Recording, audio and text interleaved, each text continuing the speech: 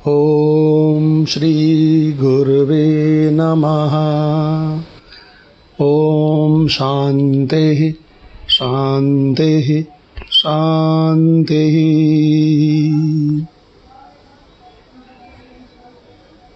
जो अपने स्वरूप को नहीं जानता है वह मूढ़ है, ऐसा भगवान कृष्ण ने श्रीमद् भगवद गीता के चैप्टर नंबर 9 वर्स नंबर 11 में बताया है। जो अपने स्वरूप को नहीं जानता वह मूढ़ है, यानी कि अपने को नहीं पहचानता है और दुनिया भर को जानने का दावा करता है और अपने आप को बड़ा प्रज्ञावान समझता है।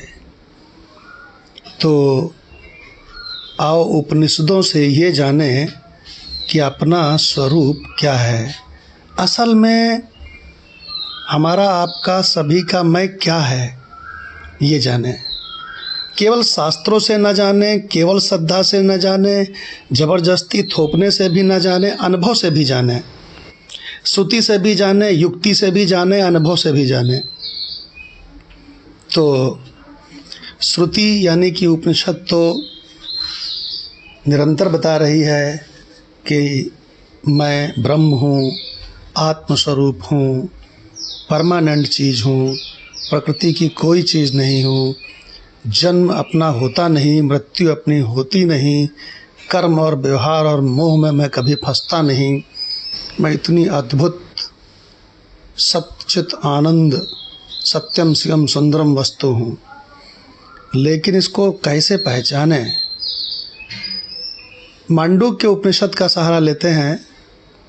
मांडुक्य उपनिषद ये बताती है कि जागने वाले संसार को तुम देखते हो कि यहाँ क्या क्या हुआ, उसके बाद जागने वाला संसार एकदम गायब हो जाता है।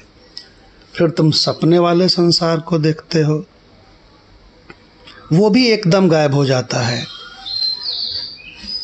फिर तुम गहरी नींद वाले संसार को देखते हो जिसमें कोई नहीं रहता है, जिसमें कोई नहीं रहता है। ऐसे तीसरे को भी तुमने देखा, किसी से सुना नहीं है, अपने अनुभव से देखा है। लेकिन ऐसी नींद वाली अवस्था, सुसुप्ति, प्रगाढ़ सुसुप्ति है ना, ये भी हमेशा नहीं रहती है। तो ये तो तीनों आने जाने वाले हो गए, जागने वाला संसार, स्वप्न का संसार और सुसुप्ति का संसार। इसी को उपनिषदों में, मांडुक्य उपनिषद में आ उ मा, ओम में 4 चीज़ें होती है ना, आकार, उकार, मकार।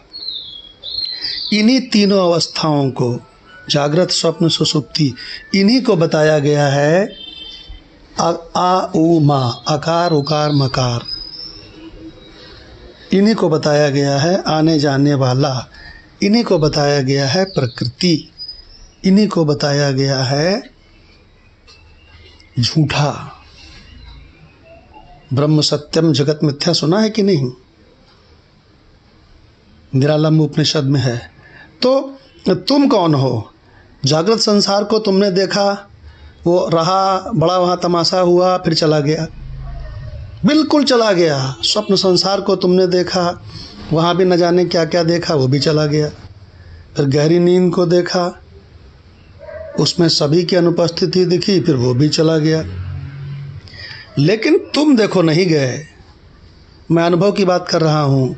तुम नहीं गए, तुमने पहले वाले को भी देखा, दूसरे वाले को भी देखा, तीसरे वाले को भी देखा, तीनों को आते भी देखा, जाते भी देखा। लेकिन उन तीनों ने तुमको नहीं देखा।